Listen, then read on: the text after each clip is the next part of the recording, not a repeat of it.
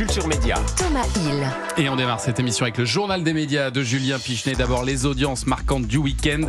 Hier soir, il y avait la cérémonie de clôture de ces fameux JO d'hiver. Est-ce que ça a bien marché, Julien ? Oui, ça a bien marché avec 4 740 000 téléspectateurs pour France 2. C'est moins bien que la cérémonie d'ouverture. En général, la cérémonie de clôture, c'est toujours moins fort, mais ça reste évidemment un bon score. Samedi soir, les JO étaient aussi premiers sur la case du Prime avec 3 620 000 téléspectateurs sur France 2. C'était plus compliqué pour le dernier cercle avec Arthur, qui était en baisse avec 1 700 000 téléspectateurs. C'est petit.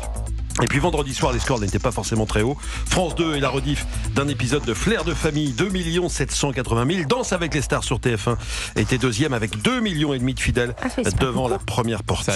Ça a baissé un petit peu, c'est assez faible, mais stable par rapport à la semaine dernière. Et l'émission reste première quand même, Thomas, sur la cible des Français responsables des achats pour TF1, de moins de 50 ans. Bah oui, avec près de 30% d'entre elles, les fans du programme, ont pu assister à l'élimination de Stéphane Bern. Bon, évidemment, j'ai mes incompétences, mes incapacités. Il y a ce que je suis, quoi.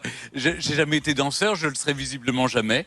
Mais c'est pas grave. J'ai vécu une aventure incroyable. Donc merci à tous de m'avoir offert cette aventure.